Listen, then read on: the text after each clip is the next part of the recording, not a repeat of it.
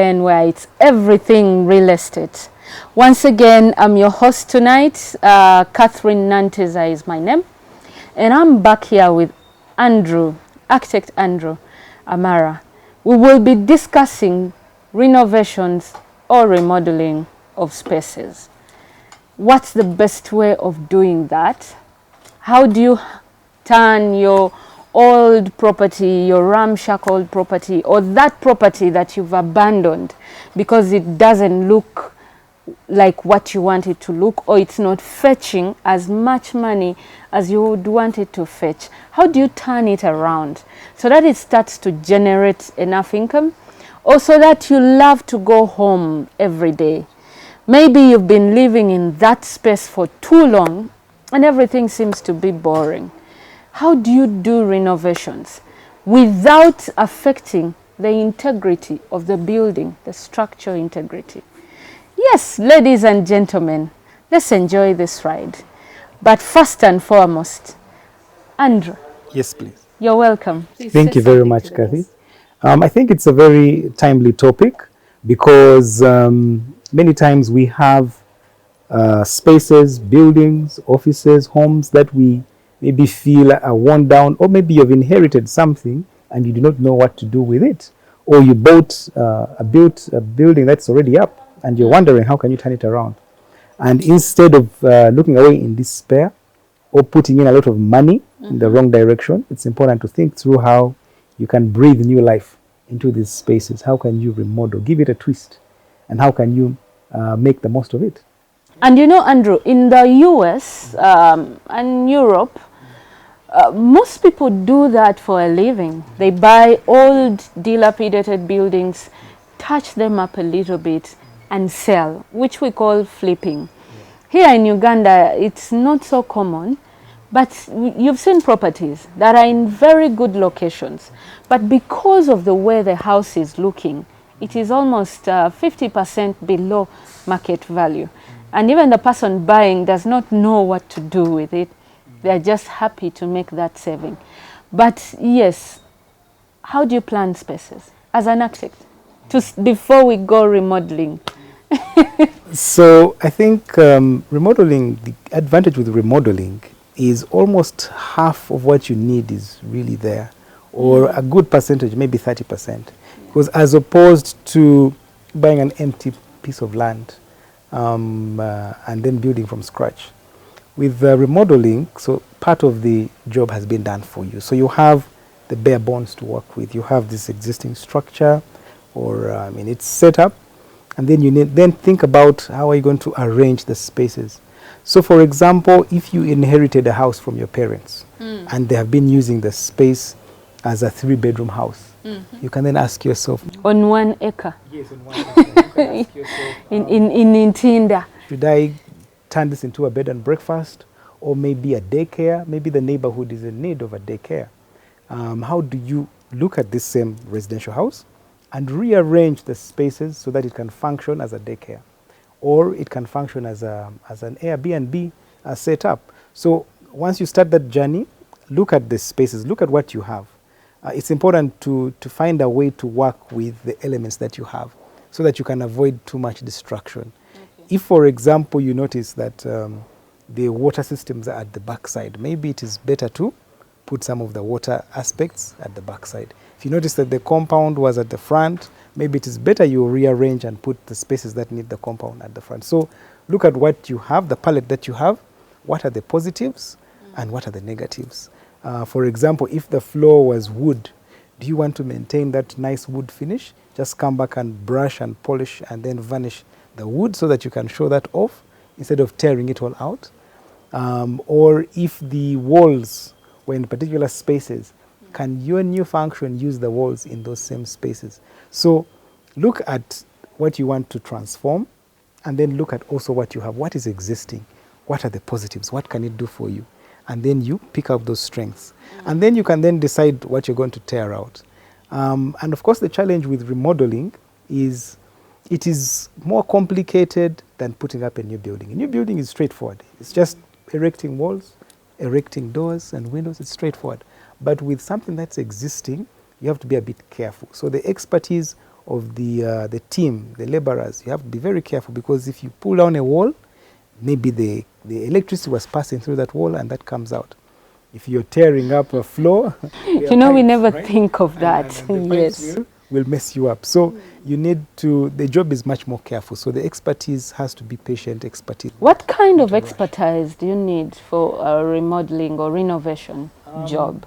Obviously, you need a good electrician and a good plumber, Okay. but also you need an experienced sort of finishing team. So people usually work at the start. The masons usually are good for a new build. But when you're going into remodeling, you need a team that is familiar with finishing. Can they bring back some life into the floors? Can they polish the concrete tops, maybe if you have concrete tops? Can they come and sand all these doors so that the doors look like new and yet these were old doors? Can they tear down a wall very carefully without the building falling on you? So you need a team that is patient and that understands finishes. You also need to do a bit of investigation on the building. You need to ask You've yourself, talked of two, the plumber and the electrician. plumber, electrician, and then You would start with the architect or engineer. of course, these are now the people who implement. These are the implementers. The ones who plan, of course, are the architects, and the engineers do the planning. So planning is, of course, very important. But when you're executing the job, those who execute need to be familiar. The advantage of having an architect and an engineer on your team is that you see all sorts of options. You might be looking at this building, and for you, it's just not making any sense. But the architect will come and say, you know what? You can change this space like this. You can make this side 4 meters by 3 meters, and you come out with maybe 2 bedrooms, and yet you're not seeing that. The architect has the experience and expertise to actually cook out and add more spaces carefully in the same space. And they also think about how spaces relate, because when you think of the space, how does it relate? If you're planning, for example, a daycare, where are the children going to learn from? Where are they going to rest from? Where is where the nanny is going to be stationed? Where will the teachers sit? Where is the play spaces? How do all this come together? And when you're looking at an existing building that you're going to remodel, you then place these in those pieces, and that's where the architects and engineers come in. Of course, the other big thing is about the structural integrity of a structure. Yes, for some buildings that are really old, it's important to investigate if the buildings can hold what you want. If, for example, a building has been standing for 30 years and you want to remodel and use it for another 30 years, can those walls live another 30 years? Or look at the roof. You mean walls expire? Yes, walls also do What's like that? What is the integrity of the walls? Has the rain hit them so hard that they are chipping away and you are seeing some dust and things creeping? Yes. Or, for example, the roof. Is the roof leaking?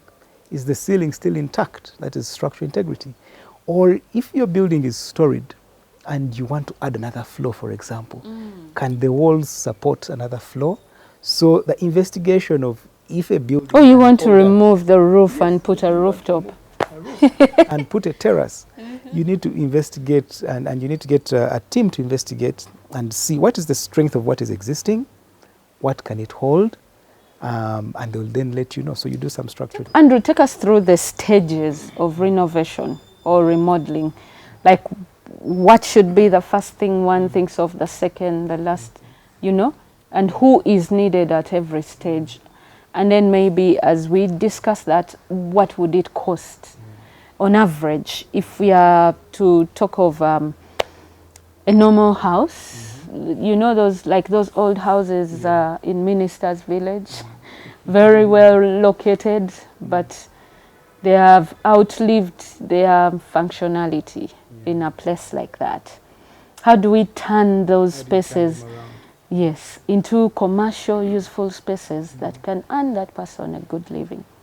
So the steps, there are about 8 or 10 steps. I think the first one is budget. Okay. Everybody asks, how much will it cost? And it's good to know how much before you start, or to have a rough idea. And size it up and say, do I need 10 million? Do I need 5 million? Do I need 50 million? What is the room that I can, what is the breadth of what I can afford? So budget is the first question. The second is you need to see what is existing.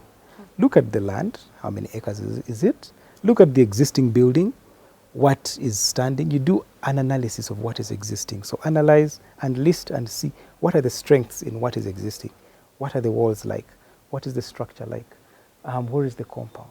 What happens when it rains here? Where do I get power from? So you need to analyze and take stock. In other words, drainage and stuff like that. Take stock of what you have. Then the third stage is the actual planning. And this is now where your designers, architects, planners, and engineers come in. They sit down and they do a plan. Okay. Yes, you have what is existing, and then you have the desired. And then you have your budget. So they are planning within your budget. Do they maintain it, or sometimes they go above? A good architect, a good design team should do something that's within your budget. Actually, in Europe, you can even be sued for designing something that is beyond the client's budget. Oh, what if the client is dreaming? In Uganda, we've seen how many people want, so they want very good things at a price of... You have to tell the client that if you want this, then spend 100 million. If you want a clay tiled roof, you have to put in more money. But if you don't have that much, maybe settle for a metal sheet roof, right? Yeah. Okay. So design is important. Then after design, you then need to get permission, depending on the nature of changes that you're going to do. If the changes are really drastic, you are tearing down buildings, you need to get a permit to demolish. Okay. If they are really drastic, you're adding a floor, you need to get a permit.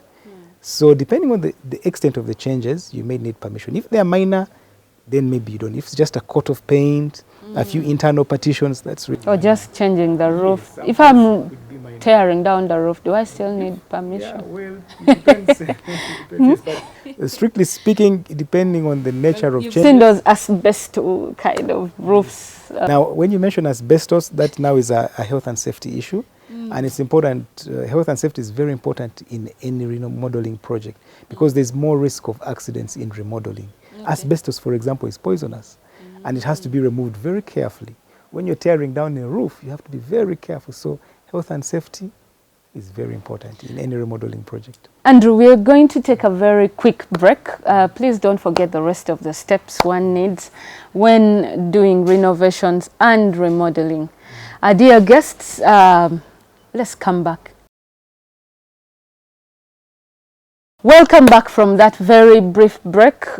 Personally, I was enjoying the conversation, and I believe so are you.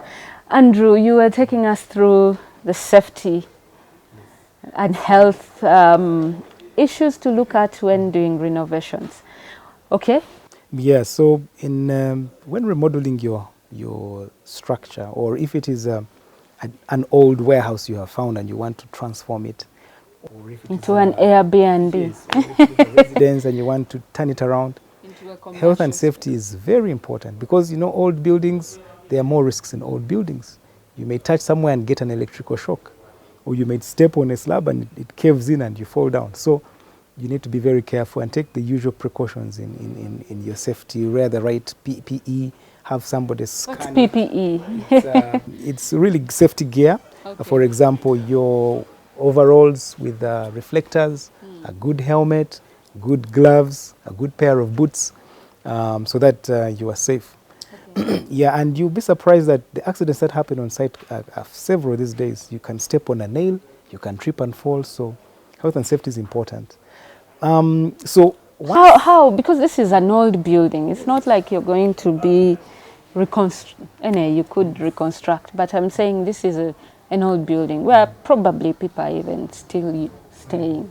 No, it's actually, there are more hazards there because if the door gets unhinged, that could be a risk for you. Okay. Yeah, or if part of the ceiling caves in as people are working, that is a risk. For example, when you are demolishing a wall and you're tearing it down, you need to brace the supports around it so that the rest of the building does not come down.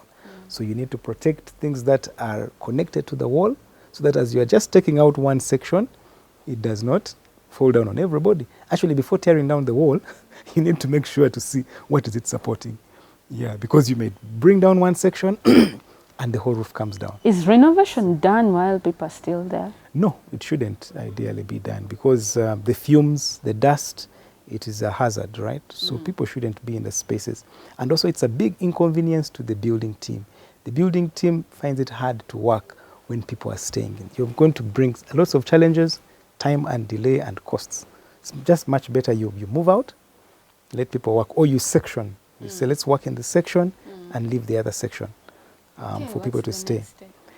So once you have finished your planning, once you have got your permissions, then you need to assemble the right team to do the work. Okay. And depending on the nature of the job, for example, if it is just changing the doors, you find a carpenter. If it is just working on the floor, you find maybe a team that can do good. Changing the doors make a huge impact. A lot of difference, because doors these days, first of all, there's the material of the door. You could have a metal door, you could have a bamboo door, you could have a wooden door. So the material you choose, that's one. Two is the design. Why should you have a door that is blank and you can't see through? You can have a bit of glass. You could even have your name etched in the door. You could have color right on the door. The door could be an art piece. The door could even be hidden and no one could see it. So there's a lot of things just with a door. And similarly with how you think through a door, every other element in the house should be given that same attention, so that you are pushing a concept, right? For example, if you're creating an Airbnb and you want to welcome tourists to Uganda and give them a Ugandan vibe in this space, you think about the doors, the windows, the furnishings, right from the couches you use, the linen, the floors. So that thinking is very important. So anyhow, when you get into the remodeling, the team is very important, and the team has to be related to the particular type of job. Some remodeling, for example, is behind the scenes. You're just working on plumbing. You're adding a new bathroom. You realize that people want self-contained rooms. So the project is just to add bathrooms. So there you need a competent plumbing team, and then you need a good planner, a good architect to figure out how to squeeze in this bathroom within this tight space and still give it the nice vibe and the nice ambience, right? Yeah, so the team that you choose is important. Then you need, of course, to do good planning on how you're going to execute the project. And that leads you into the question on cost control, because you need to weigh and see what are the cost benefits. Exactly. There are some remodeling projects where you may pump in 500,000 US dollars or maybe 10 million or 5 million, but you need to ask yourself, are you going to reap, especially if it's for commerce? Yes. Yeah, what's the return on your investment? So you need to ask those questions. Secondly, what is the location and who are you targeting? If you're targeting a family, a mid-sized family, right? Yes. Maybe they need 3 bedrooms. If you're targeting graduates, maybe they just need 1 room. And maybe the kind of finishes are maybe more subtle. If you're targeting a corporate client, maybe you need maybe high-end sort of finishes. You need to put in a bit more money. Or some people want a bit more space. So you need to ask yourself, who are you targeting? And that will help you to choose the palette of finishes. And then you need to look at then your budget and then see, what should I pour into this project? Because if you carefully direct your funds, you can have a successful project. For some remodeling projects, it's just a matter of breaking up the wall and putting a large window, a large sliding door. And that already creates a lot of openness, and that's a wow factor. You walk into the building, and that's it. And the tenant is sold, or the person who's going to use the building is sold, just because of the way you've opened up the space. For others, it is just raising the ceiling, for example. That maybe would add a bit more versatility. For others, it's adding in more spaces. Maybe they need more storage space, and it doesn't work the way it is. You need a bit more storage space. Whereas for others, you are really turning around everything and just a radical change of the entire setup. But it's important that you think about who are you targeting and what things will make it tick for who you're targeting. And that guides you in your budgeting. Let's talk costs. Let's talk some numbers. On average, we will choose probably an example of a residential property and a commercial property. If I am to turn a 3-bedroom house around from that old asbestos kind of roofing and that old look we see in most places, especially most high-end places in Kampala, to a modern day building that would give me the $2,000 I want to charge for rent, what would it cost? Well, for a 3-bedroom house, you would be talking in the ranges of about 25 million at a minimum to maybe 60 million, depending on the palette of finishes. If, for example, you're going to touch the doors or windows, if you're going to touch the floors, if you're going to put a coat of paint, and how far. I mean, for example, if it's just one room, then you may not need so much, maybe a few millions, maybe 5 or so millions. But if you're looking at the entire space, The entire and space. you are looking at touching Like each and every little making corner, it look totally yes, different. then yeah, you have to think of about 60 or so million to play around with the finishes and change a few things. So 60 million, 70 million, 80, and that also depends on the materials. For example, if you're buying tiles from Uganda, they are a bit cheaper. They're about maybe 30,000 a square meter. If you're buying tiles from How Spain, much would I need for a 3-bedroom? for example, for a 3-bedroom house, you need about 120 square meters. Which is roughly how much? So if you have 100 square meters, and then each square meter maybe is 30,000. So you're looking at about probably 3 million, 3, 4, 5 million, yeah. But then if you want to use tiles from Spain, a square meter is about 70,000, right? Yeah. So you can see just a trace on the type of tiles will affect your price point. Yeah, or even the paints. Nowadays we have different types of paints, and they also they come in different prices. Or if you're going maybe, for example, for the windows, I mean, your steel window, regular steel window on the street is about 600,000. If you're doing the aluminium version, could be about 1.5. So you can see there's almost one is more than twice the other, simply because of the choice of material. So your choice of material will affect eventually your budget. If you wanted to change the entire roof, a good roof for a 3-bedroom house, maybe if you're using iron sheets, that could be about maybe 30 million, thereabouts. If you are using clay tiles, then it could maybe be 50 or 40. So you can see the choice of material will affect your budget. So at the end of the day, you need to Would I be able to make the money out of it? Yeah, but you see, we have a departure in the type of clients we have. So there are some who really want a clay tiled roof, and that is it. You cannot convince them otherwise, right? So for that kind of client, you need to give them that. There are some who want granite, and it's a must. However, there are some who are willing to settle for a terrazzo kitchen. They don't mind. There are some who are willing to settle for steel windows, right? There are some who buy the house from many of the real estate sellers without wardrobes.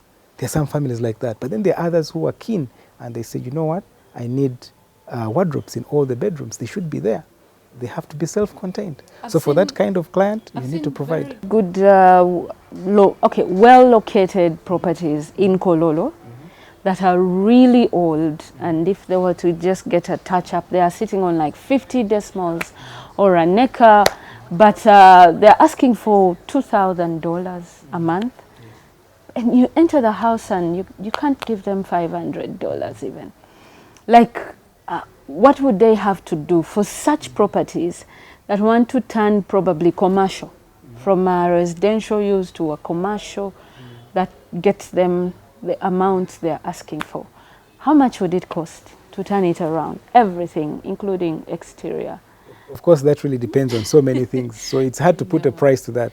But the best way, like 4 bedrooms. yeah, the best way of going about it is to think about the mission ahead. You're trying to take something which is dated, and you're trying to bring it up to scratch. Yes. So many of these buildings, I mean, you walk in and the air already it's fairly old, and everything is worn out. Yes. Old bathtubs. Exactly, old bathtubs. So there you really need to transform those spaces, and you need to give them a modern touch. Change the bathrooms, breathe in a bit more light into these spaces, because some of them, the windows are small, the ceilings are low, the colors are dark. Light is low. Yes, so you need to really do quite a lot to those spaces. Improve the lighting, give a new face to the finishes, brighten up the spaces, give it a good coat of Would you have to break it down? Or you don't have to break down. You just add a few things. And many of these colonial styled houses already had those. They were luxurious. The space is generous. They have the bathrooms. They have very generous compounds. So it doesn't need a lot of new construction. You're actually just working with the finishes inside the building. Yeah. Okay. So how much would it be as we wind up? No, it's hard to put a figure to it, because this is a 4-bedroom house. I mean, it could be anywhere as low as 50 million. It could even be 300, 400, 500. So you cannot put a price to such a remodeling project. a lot comes down to your choice of materials and what exactly you're going to do. Thank you so much, Andrew. It's been a pleasure. It's always a pleasure hosting you. And for our dear viewers who have been following, don't forget to pass by Footsteps Furniture to furnish your houses or your office space, your commercial building. They have very good trendy stuff. We will be back with more on renovation, this time talking from a flipping angle, and we will get to know, like, how do you make money off your old dilapidated building. He has told us what you do to bring it up, but now we'll talk more about how do you finally turn it into a money machine.